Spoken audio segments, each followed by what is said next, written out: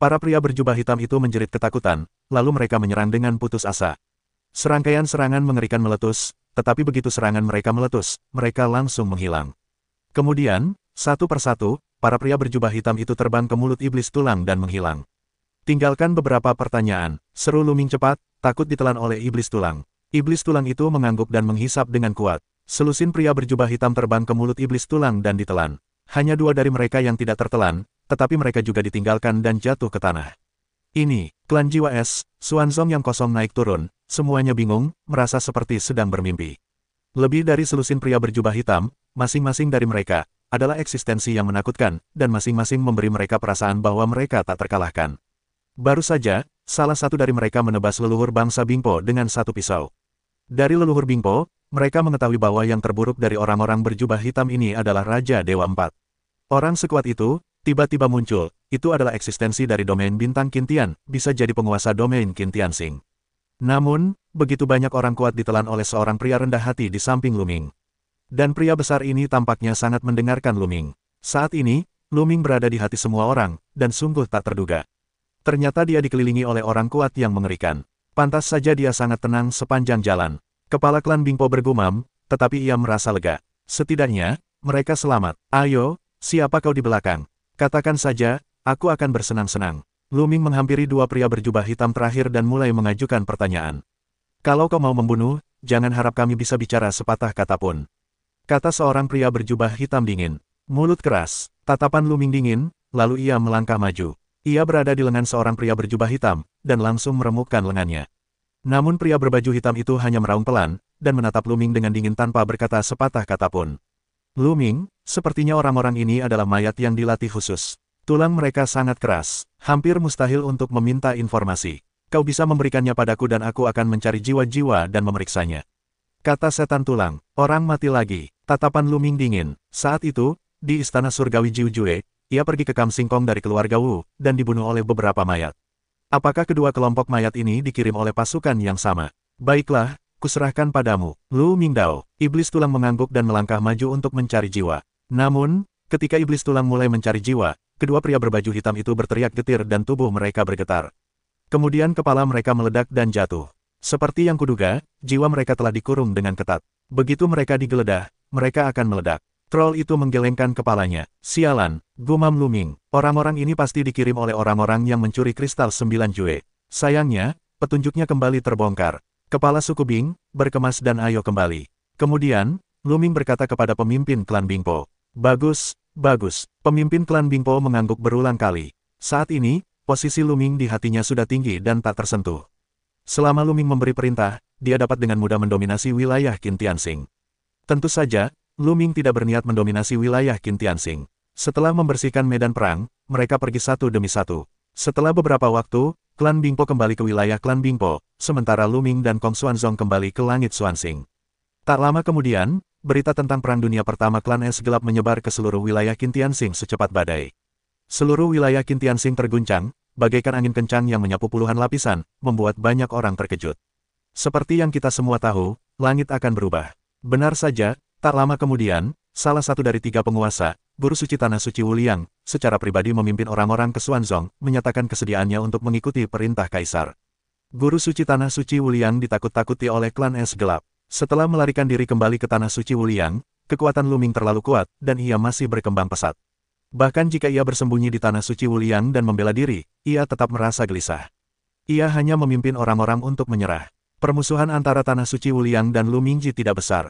Luming terlalu malas untuk membunuh mereka semua, jadi dia menerima penyerahan Tanah Suci Wuliang. Begitu berita itu keluar, sekte-sekte teratas dari 13 sekte di Qintian tidak bisa tinggal diam, dan mereka semua menyerah kepada Kong Xuanzong. Tiba-tiba, prestise Xuanzong meroket. Tentu saja, Luming malas mengurus semua ini, dan menyerahkannya kepada Ouyang Qingxiang, Yue Wuyuan, dan yang lainnya. Ouyang Qingxiang, Yue Wuyuan, dan yang lainnya juga sangat cepat. Setelah penyerahan Tanah Suci Wuliang, mereka segera memanggil sekte-sekte ini dan melancarkan serangan ke wilayah Sekte Pedang Bumi dan Akademi Imo. Tidak ada ketegangan sama sekali. Dalam pertempuran pertama klan Es Gelap, hampir semua penguasa alam Raja Dewa dari Akademi Imo dan Sekte Pedang Abadi dikalahkan. Bahkan jika ada yang lain, mereka dikalahkan oleh gabungan Tanah Suci Kong Xuanzong dan Wuliang. Hanya beberapa bulan kemudian, wilayah luas yang diduduki oleh Jianzhong dan Akademi Yimo diduduki oleh Kong Xuanzong. Secara alami, semua wilayah ini milik Kong Xuanzong. Di masa lalu, Tianjiao dari Akademi Yimo, yang tidak menghancurkan sekolah pedang, menyerah dan melarikan diri. Jika Anda tidak menghancurkan putra Dewa Jianzhong, Anda akan melarikan diri tanpa jejak. Ling Huye, Tianjiao, yang bersaing dengan Lu Ming di awal, menyerah dan bergabung dengan Kong Xuanzong. Untuk sementara waktu, Kong Xuanzong menjadi penguasa wilayah Qin Tianxing. Pada saat yang sama, Bingpo juga memanggil pasukan besar untuk menyerang orang-orang Qian. Segera setelah Kong Xuanzong menduduki wilayah Jianzhong dan Akademi Yimo, klan Bingpo juga menyerang orang-orang Qian sepenuhnya. Orang-orang Qian, yang hampir hancur total, kelompok yang tersisa, melintasi langit berbintang dan melarikan diri ke wilayah bintang lain. Wilayah Qin Tianxing menjadi dunia klan Bingpo dan Kong Xuanzong. Kedua kekuatan itu hampir membagi wilayah Qin Tianxing yang luas, dan semua ini disebabkan oleh satu orang, Lu Ming. Nama Lu Ming, bergema di seluruh wilayah Qin Tianxing, telah menjadi legenda wilayah Qin Tianxing. Selama waktu ini, Lu Ming meluangkan waktu untuk kembali ke Sungai Bintang Pemberontakan, membawa Lu Shen Huang, Zulong, Jiuming Devil Cicada, dan lainnya ke wilayah bintang dinasti Qin untuk berkultivasi. Mereka ingin keluar dan mencari nafkah. Sekarang saatnya untuk datang ke Qin Tianxing. Dengan prestise Lu Ming saat ini, banyak sumber daya Kong Xuanzong akan condong ke mereka, dan mereka akan segera dipromosikan. Setelah menangani urusan Qin Tian, Lu Ming kembali ke Istana 9 Juetian. Sekarang, urusan Qin Tianxing Yu telah dipahami. Lu Ming ingin mencurahkan semua pikirannya pada urusan Jingyu. Sekarang, tujuan utama Lu Ming adalah mempersiapkan urusan Jingyu sambil meningkatkan kekuatannya. Setelah perjalanan panjang, Lu Ming kembali ke perkemahan bintang. Boom, boom, begitu Lu Ming kembali ke perkemahan bintang, ia melihat pertempuran besar. Di langit, beberapa pemuda bertarung sengit dan terlibat perkelahian. Lu Ming mengamati lebih dekat dan mendapati beberapa pemuda itu berasal dari dua keluarga yang berbeda.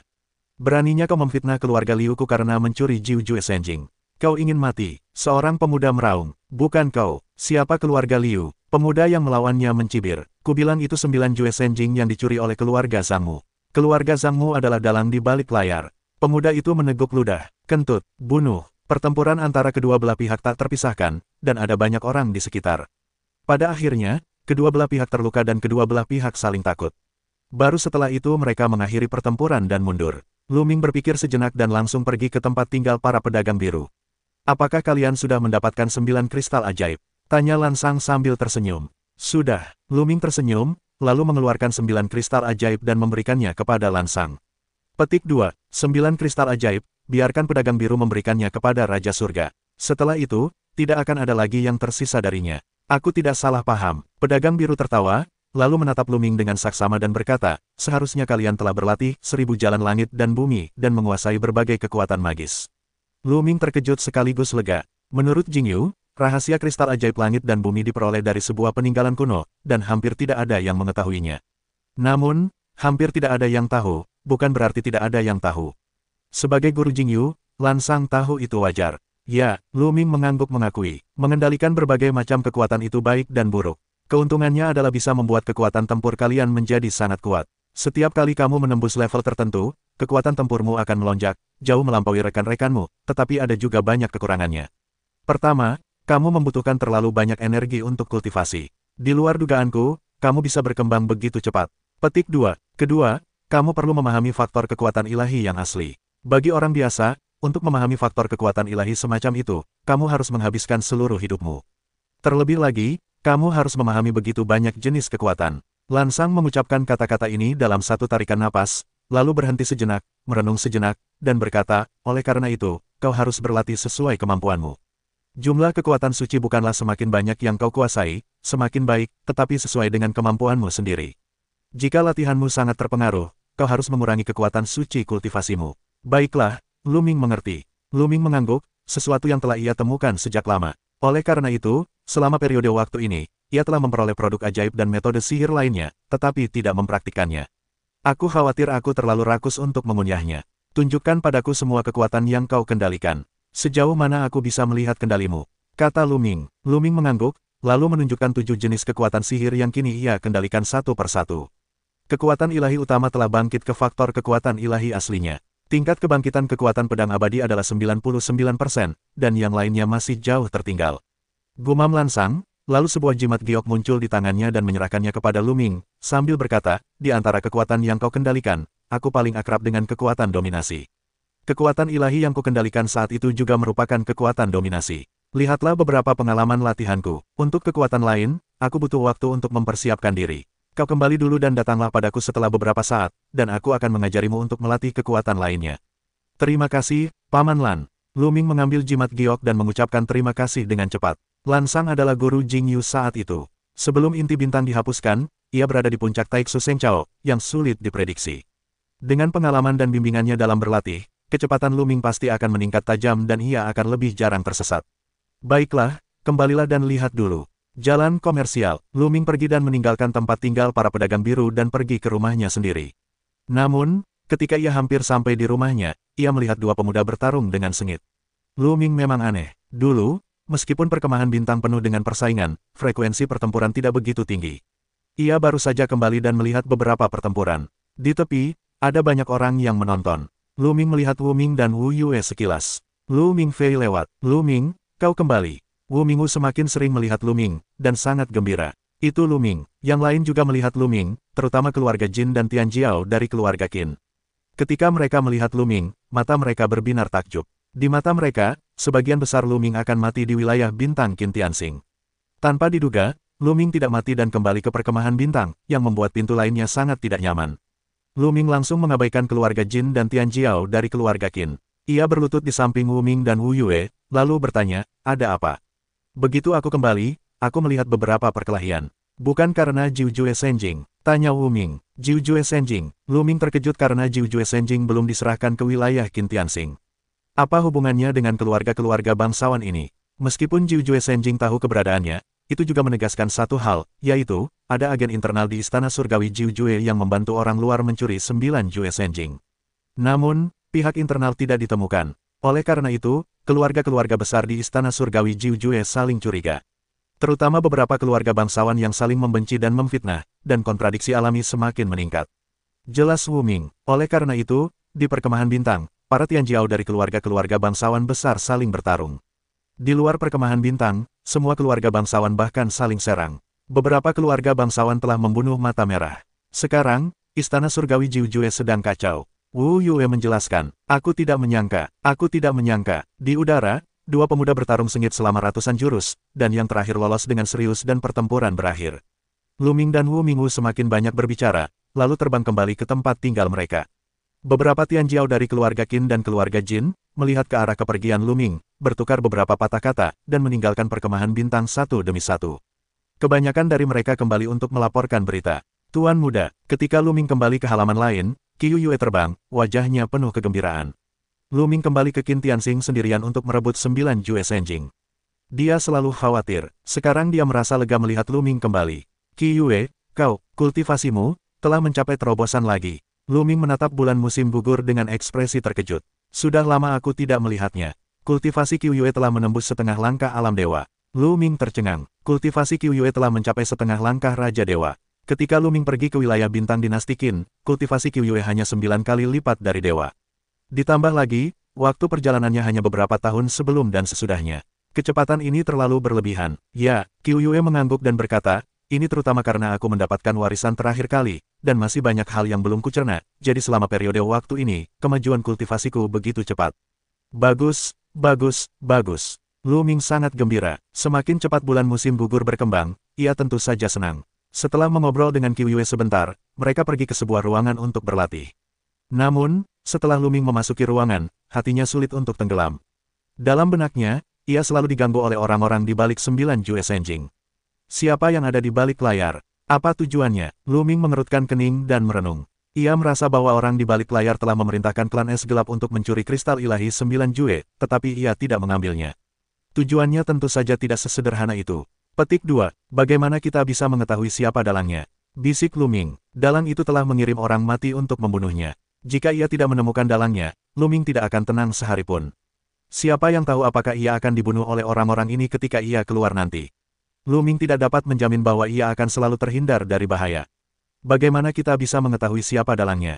Adakah petunjuk yang telah kuabaikan? Lu Ming menenangkan diri dan berpikir dalam hati. Dalam benaknya, terlintas sebuah pikiran, akankah kristal Dewa 9 Jue dicuri, dari awal hingga akhir ingatannya?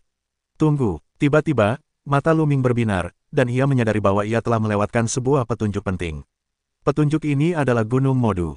Di Gunung Mordu, Lu Ming mendengar lebih dari sekali bahwa gunung ajaib itu memiliki dukungan di Istana Surgawi 9 Jue. Oleh karena itu, mata air malam ajaib di Gunung Mordu tidak memiliki kekuatan untuk berani bergerak. Jika tidak, dengan mengandalkan kultivasi Raja Iblis Malam Kegelapan, ia tidak akan mampu melindungi mata air malam ajaib. Jelas, pelindung Gunung Mordu kemungkinan besar adalah dalang di balik insiden alam Dewa 9 Jue. Beberapa orang pasti tahu siapa pendukung Gunung Mordu dan tidak berani melakukannya. Jika itu hanya desas-desus, bagaimana kekuatan-kekuatan itu bisa menahan godaan Moyekuan? Jadi, jika kita hanya meminta kekuatan besar untuk mencari tahu siapa pendukung Gunung Mordu, kita akan menemukan dalangnya. Ya, aku mengabaikan hal sederhana seperti itu, hal sebelumnya. Lu Ming menamparkan wajahnya dan menggelengkan kepalanya sambil tersenyum pahit. Ia terlalu sibuk dengan bukti-bukti yang ditinggalkan oleh penguasa malam kegelapan dan mengabaikan masalah logika sederhana seperti itu. Pergi dan tanyakan pada Wu Zifeng. Lu Ming tersenyum, lalu diam-diam meninggalkan perkemahan bintang menuju keluarga Wu. Tak lama kemudian, Lu Ming tiba di keluarga Wu dan bertemu Wu Zifeng. Di halaman lain, Lu Ming, Wu Zifeng, dan Yue Linglong duduk di meja bundar. Selama periode ini, Yue Linglong telah berlatih di keluarga Wu. Mereka telah membuat kemajuan pesat dalam kultivasi mereka, dan keduanya telah memasuki alam Dewa Surgawi. Zifeng, kau seharusnya sudah mendengar bahwa ada pendukung Istana Surgawi 9 Jue di balik gunung ibu kota iblis. Aku selalu memikirkan satu hal, karena kekuatan lain tidak berani menyerang Gunung Mordu, kita harus tahu siapa pendukungnya. Selama kita menemukan siapa pendukung di balik gunung iblis, kita akan dapat menemukan dalang di balik pencurian Jiu Jue Senjing. Lu Ming berkata, ya, aku tidak memikirkannya. Wu Zifeng bertepuk tangan dan matanya berbinar. Kalian keluarga Wu, tahukah kalian siapa pendukung Gunung Mordu? Tanya Lu Ming. Ini, sepertinya aku tidak tahu. Wu Zifeng menggelengkan kepalanya. Aku tidak tahu. Lu Ming terkejut. Ya, konon ada pendukung di belakang mereka. Kekuatan lain tidak berani memperhatikan mereka. Kekuatan itu bukan milik Istana Surgawi 9 Jue. Wu Zi menghalangi jalan. Bagaimana menurutmu? Tanya Lu Ming. Meskipun mata air malam ajaib Gunung Mordu sangat berharga, mata air itu belum dianggap serius oleh kekuatan Istana Surgawi 9 Jue, seperti keluarga Wu, keluarga Jin, keluarga Qin, dan sebagainya. Meskipun beberapa orang pernah mendengar tentang gunung ajaib itu, mereka sama sekali tidak memperhatikannya. Mereka tidak takut pada apa yang mereka sebut sebagai pelindung. Mereka yang takut pada kekuatan pendukung di belakang Gunung Mordu seharusnya merujuk pada kekuatan besar di wilayah Bintang Chu. Wu Zifeng menjelaskan, aku mengerti. Lu Ming tiba-tiba berkata, wilayah Chu Tianxing, yang dekat dengan wilayah Qin Tianxing, juga merupakan tepi Jiu Jue Tianwangfu. Kekuatan-kekuatan besar seperti keluarga Wu dan keluarga Jin sama sekali tidak peduli dengan Gunung Mordu.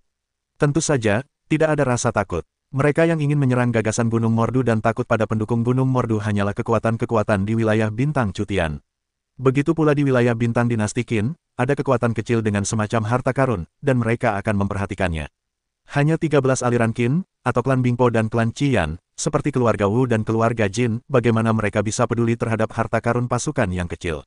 Selama kita menemukan kekuatan-kekuatan besar di wilayah Bintang Chu Tian dan tahu siapa yang mereka takuti, kita akan tahu siapa dalangnya.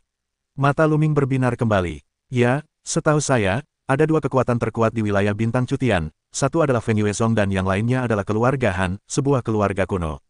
Wu Zi memblokir jalan. Baiklah, aku akan pergi ke wilayah Bintang Chu Tian sekarang. Lu Ming berkata, tunggu, saudara Lu, aku akan mencari orang yang mengenal wilayah Bintang Chu Tian dan menemanimu. Lagi pula, wilayah Bintang Chu Tian terlalu besar. Wu Zi memblokir jalan. Bagus. Lu Ming mengangguk, tidak sopan. Lebih baik ada yang memimpin jalan daripada mencarinya sendirian. Wu Zifeng mengeluarkan rune giok dan menyebarkan pesan. Kemudian mereka mengobrol dan menunggu.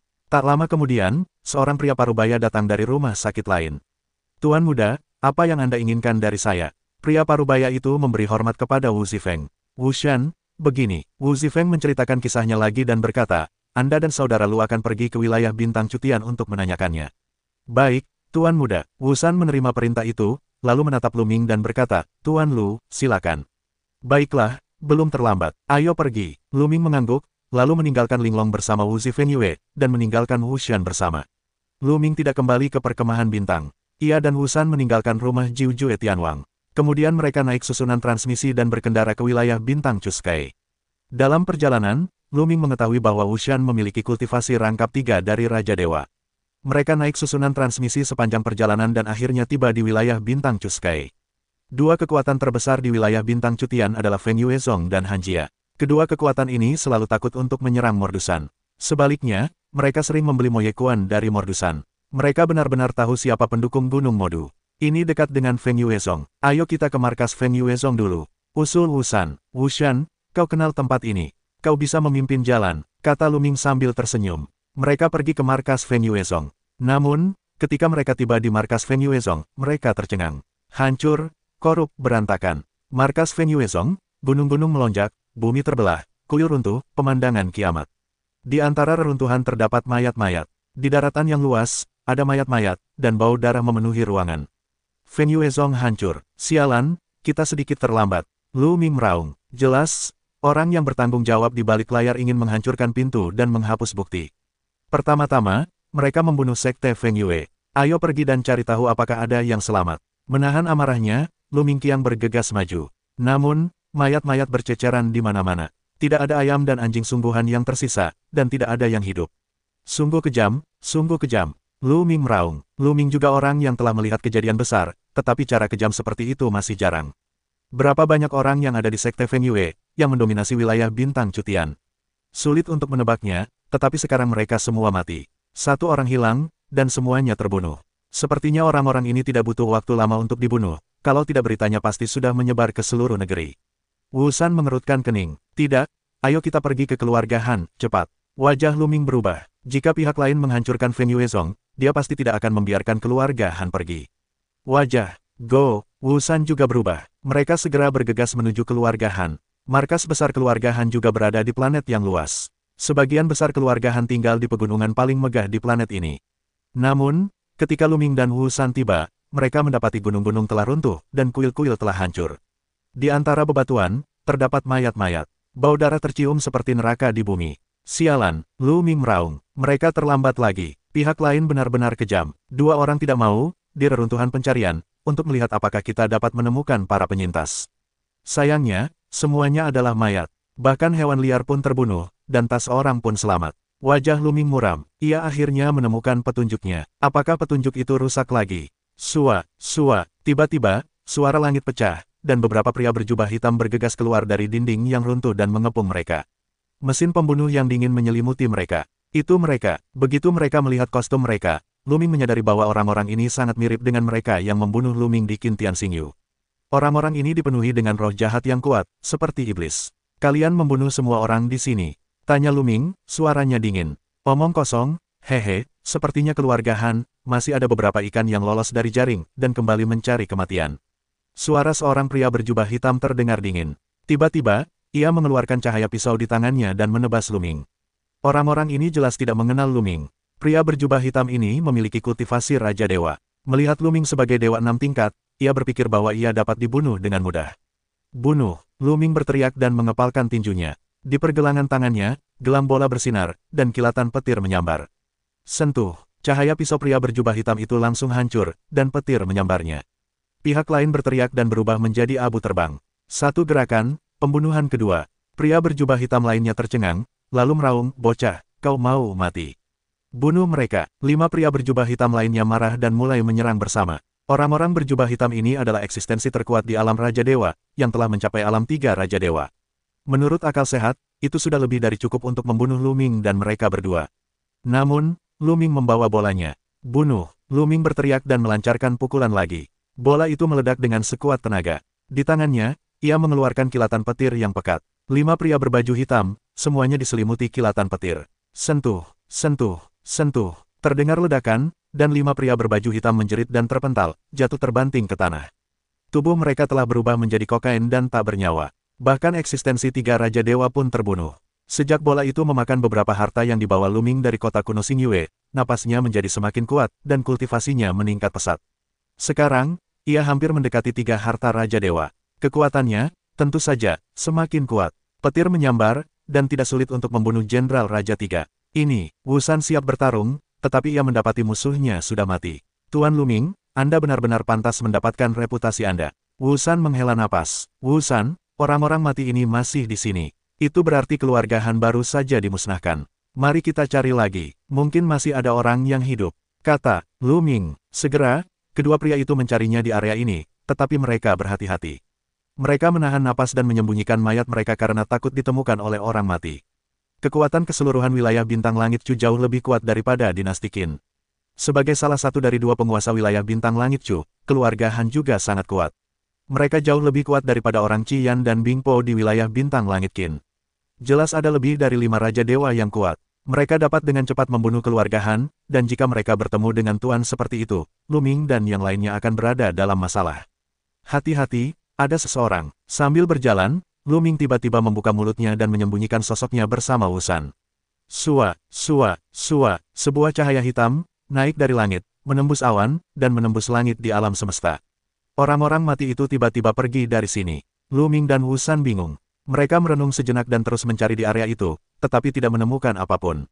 Ada seseorang di sana. Setelah beberapa saat, Lu Ming dan Lu Ming melihat sesosok melintas di depan mereka. Mereka tampak tegang dan saling mendekat dengan saksama. Mereka menyadari bahwa mereka adalah beberapa orang berjubah hitam. Tidak ada yang hidup di sini, tetapi kami baru saja menerima kabar bahwa keluarga Han dan personel inti sedang berlatih di luar di Red Flame Ephemeris. Sebagian besar anggota tim lawan mengetahui rahasia kami, dan pemimpin meminta kami pergi ke Bintang Qian untuk membunuh si mulut. Seorang pria berjubah hitam, meskipun tidak keras, masih terdengar oleh Lu Ming dan Wu San. Ayo pergi. Kali ini, personel inti keluarga Han tidak boleh dilepaskan. Seorang pria berjubah hitam lainnya membuka mulutnya dan terbang ke langit. Apakah keluarga Han masih punya mulut yang hidup? Mata Lu Ming berbinar. Mendengar maksud pihak lawan, orang-orang yang selamat dari keluarga Han kemungkinan besar mengetahui berita penting. Sebagian besar anggota tim lawan yang pergi sebelumnya juga pergi ke Red Flame Star. Para penyintas keluarga Han tidak boleh mati. Kita harus menemukan para penyintas keluarga Han sebelum pihak lain menemukan mereka. Kata Lu Ming tegas. Aku tahu di mana bintang api merah itu. Ikut aku, kata Wu Shan. Oke, pergi. Kemudian, kedua pria itu juga naik ke langit, berubah menjadi dua cahaya pelangi, dan melesat ke langit berbintang. Dua orang melintasi langit, tiba di susunan transmisi terdekat, melangkah ke dalam susunan transmisi, menuju bintang api merah. Bintang Qian, di selatan wilayah bintang Chu, adalah tanah tandus. Lingkungan di sini sangat kompleks. Sering terjadi ledakan bintang, yang memengaruhi lingkungan di sini. Lingkungan di sini sangat panas. Di bintang api merah, terdapat banyak api, dan banyak makhluk api serta harta karun berelemen api lahir. Orang-orang dari wilayah bintang Chu suka datang ke sini untuk berpetualang dan berlatih. Keluarga Han, mereka adalah karakter inti dalam pelatihan petualangan bintang Qian, untuk menghindari bencana. Namun, susunan teleportasi tidak dapat ditransmisikan langsung ke bintang Qian. Itu hanya dapat ditransmisikan ke planet yang jauh dari bintang Qian, dan harus terbang jauh. Lu Ming dan Wu San melintasi langit berbintang dan terbang ke bintang api merah. Lu Ming, aku lapar. Aku ingin memakannya. Apakah kamu masih memiliki harta karun itu terakhir kali? Aku ingin makan. Tiba-tiba, suara bola terngiang di benak Lu Ming. Jelas, beberapa harta karun terakhir Lu Ming untuk bola telah disempurnakan oleh bola. Tentu saja, ini dia. Lu Ming mengeluarkan beberapa harta karun dari kota kuno Xingyue dan memberikannya kepada Bol. Lu Ming mendapatkan sekitar selusin harta karun. Harta karun ini kehilangan banyak energi, tetapi materialnya masih sangat berharga. Lu Ming berencana untuk memberi makan Bol dengan baik. Bol berubah menjadi bola logam. Ia membuka mulutnya dan memasukkan beberapa harta karun ke dalam mulutnya. Ia mengunyahnya. Wu San tercengang. Lu Ming, aku merasa seperti akan berevolusi. Fairway, sungguh, kalau begitu kau harus berlatih keras. Lu Ming sangat gembira, dan bola itu berubah menjadi gelang dan memasangnya kembali di pergelangan tangan Lu Ming. Keduanya terus terbang. Dengan pencapaian mereka, mereka terbang selama setengah bulan sebelum mendekati bintang api merah. Di kehampaan di depan, sebuah planet merah, berputar perlahan, sangat besar. Dua orang bergegas menuju bintang api merah, perlahan jatuh. Di mana para penyintas keluarga Han? Lu Ming mengerutkan kening. Bintang api merah, di mana-mana menjulang tinggi di antara puncak-puncak gunung. Pegunungan ini, menumbuhkan banyak tanaman merah. Di dalamnya, terdapat hewan liar, menderu. Sekilas, tak terbatas. Bahkan lebih sulit menemukan orang di planet seluas ini. Namun, memang sulit ditemukan, tetapi kita harus menemukannya. Kedua pria itu terbang tinggi dan mulai mencari. Namun, aku telah mencari selama 10 hari, tetapi aku tidak menemukan apapun. Lu Ming sedikit cemas. Kita tidak mudah ditemukan, dan orang-orang mati itu tidak akan mudah ditemukan. Ini hal yang baik, saran Wu San. Lu Ming mengangguk dan mereka terus mencarinya. Dalam sekejap mata, beberapa hari berlalu. Tiba-tiba, pergelangan tangan Lu Ming dipenuhi napas yang kuat. Itu adalah bola yang muncul dari udara. Bola itu terbang keluar dari pergelangan tangan Lu Ming dan berubah menjadi bola, yang melayang di udara. Baunya semakin kuat. Ini akan menjadi terobosan, bola. Ini adalah terobosan evolusioner saat ini. Lu Ming tersenyum getir. Tidak ada terobosan awal, tidak ada terobosan akhir, hanya kali ini, tetapi Lu Ming hanya bisa berhenti dan menunggu terobosan bola selesai dan berlanjut. Kau tidak bisa meninggalkan bola di sini sendirian. Wu San juga menatap bola itu dengan terkejut dan berkata, Lu Ming, atau kau tunggu di sini, aku akan melihat-lihat dulu. Itu mengganggumu. Lu Ming tidak punya pilihan selain melakukannya sekarang. Wu San mengangguk dan berubah menjadi cahaya pelangi dan pergi dari sini, sementara Lu Ming menunggu di sini. Untungnya, Lu Ming tidak menunggu terlalu lama kali ini. Beberapa hari kemudian, sebuah tarikan kuat terjadi pada bola itu. Udara antara langit dan bumi berkumpul dengan liar ke arah bola. Bola itu akan segera pecah. Seketika, Lu Ming mengeluarkan sejumlah besar kristal dewa kelas atas, yang kemudian dihempaskan ke udara yang kuat dan tak tertandingi, melesat ke arah bola dan diserap oleh bola. Boom! Tiba-tiba, aroma bola itu muncul, memecah kemacetan dan melangkah ke alam lain. Raja Dewa 3 kali lipat. Bola itu berubah dari Raja Dewa 2 kali lipat menjadi Raja Dewa 3 kali lipat. Huhuhuhu, masih ada aliran udara yang stabil, berkumpul menuju bola dan menstabilkan bola. Saat itulah, Lu Ming mengeluarkan jimat giok transmisi, mengirimkan suaranya ke Wu San, dan membiarkan Wu San kembali untuk bertemu. Setengah hari kemudian, aroma bola itu mereda. Lu Ming, aku telah membuat terobosan. Haha, harta karunmu itu sangat efektif. Bola itu menyeringai. Lu Ming juga terkejut. Tampaknya harta karun yang dibawanya kembali dari kota kuno Xingyue memang sangat penting. Meskipun kehilangan spiritualnya sangat serius, itu masih membuat bola itu pecah lagi dalam waktu sesingkat itu. Kau tahu, inilah kerajaan Tuhan. Tidak mudah untuk menerobos. Bola itu menembus 3 Raja Dewa, kekuatannya tak diragukan lagi lebih kuat. Hebat, Lu Ming membesar-besarkan kalimatnya, lalu memasukkan bola ke dalam gelang, mengenai pergelangan tangan Lu Ming. Sua, sesaat kemudian, pelangi datang dengan cepat. Itu adalah Wu San. Wu San, apakah kau punya petunjuk? Tanya Lu Ming. Ada petunjuk. Aku melihat beberapa mayat berpakaian hitam terbang ke satu arah. Kurasa mereka mungkin telah menemukan jejak para penyintas keluarga Han. Wu San berkata, apa?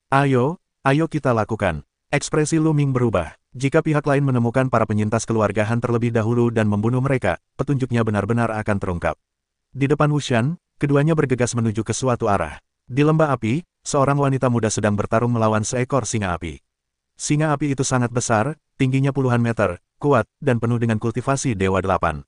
Namun, wanita muda itu hanya memiliki kultivasi Dewa 6, tetapi dengan singa ini, pertempuran tak terpisahkan. Dapat dilihat bahwa wanita ini juga seorang Tianjiao yang tak tertandingi. Faktanya, wanita ini adalah Han Ying, putri ketiga dari kepala keluarga Han. Ia terlahir dengan bakat luar biasa dan menguasai berbagai macam produk dan kekuatan magis. Ia adalah kebanggaan pertama generasi muda keluarga Han. Tak jauh dari sana, ada 2 orang tua. Kedua orang tua ini adalah eksistensi dari kerajaan dewa. Kali ini mereka menemani Han Ying ke pelatihan Epemeris Api Merah. Jelas, mereka tidak tahu bahwa keluarga Han telah dihancurkan. Kultivasi nona muda semakin kuat. Aku yakin akan segera menembus 7 tingkat dewa. Seorang lelaki tua mengelus jenggotnya dan berkata sambil tersenyum. Ya, setelah beberapa tahun, jika tingkat kultivasimu lebih tinggi, kau bisa dikirim ke istana surgawi Jiujue untuk berkultivasi. Jika kau cukup beruntung untuk bergabung dengan kubu bintang di kediaman Jiujue Tianwang, kau akan berada di posisi yang menguntungkan. Di masa depan, keluarga Han kita akan melampaui sekte Feng Yue dan benar-benar mendominasi wilayah bintang Cutian. Seorang lelaki tua lain juga tersenyum, menatap mata Han Ying dengan penuh kasih sayang. Raungan, singa api mengaum, dan perang Korea dan Inggris semakin sengit. Han Ying Jiao berteriak, pedang panjang di tangannya, menyemburkan segala macam cahaya pedang. Serangannya semakin tajam, dan perlahan-lahan menguasai keadaan. Setelah puluhan gerakan, Han Ying memanfaatkan kesempatan itu untuk menghunus kunci singa api dengan pedang dan membunuhnya.